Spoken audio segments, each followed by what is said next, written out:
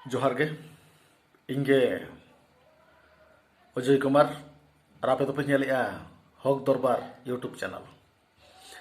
सारी गे सान्ताल समाज में अब आदिवासी समाज में मिट्टा राष्ट्रपति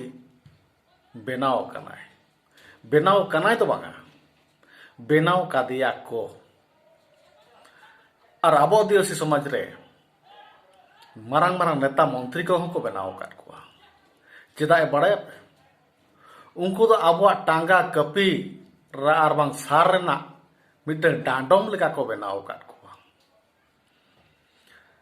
नोआ तिंग मेना चेदा से नितो आदिवासी राष्ट्रपति हुई कना सारी नेता मंत्री सेना सेना को हुई कना सारी मेनखान आबो जुदी जहाना बन मेन बड़ी किया आबो सान्ताल समाज आदिवासी समाज जहाना जुदी बन मेन बढ़ती किया तबे ना को मेना बांगा आदिवासी समाज ने राष्ट्रपति हुई काते रहो नुकु दो आको आदिवासी समाज को हिरका कना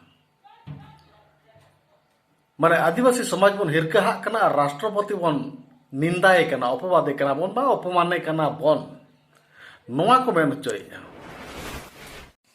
और नोआ हो मेन गानोआ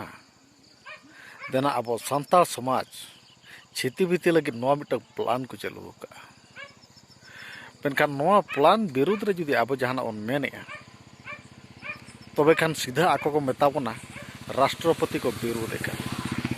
नेता मंत्री को विरोध को और नोआ हो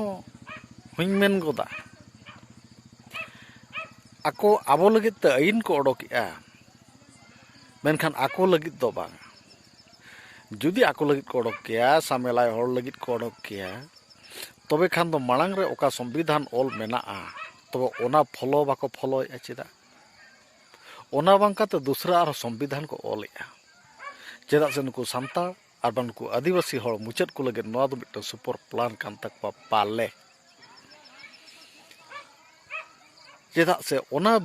आको जहां नियम को ओडोके दो ओना नियम आबो बन उल्लंघन लेखान गे मेना को बांग राष्ट्रपति को अपमाने कना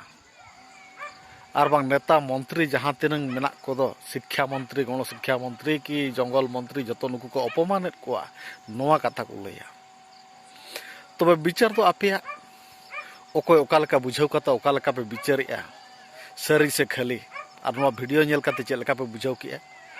तबे आपेया मतामत आपे हो लई तापे कमेंट माध्यम ते बड़ा हचुኛ चेदा से आपेया गड़ो सहत आपेया सब्सक्राइब आपेया लाइक आपेया कमेंट के इन लगे दाड़े मांग से लहा लगे दलाबन खान नोडगिन तहेना आपे कोठेन खन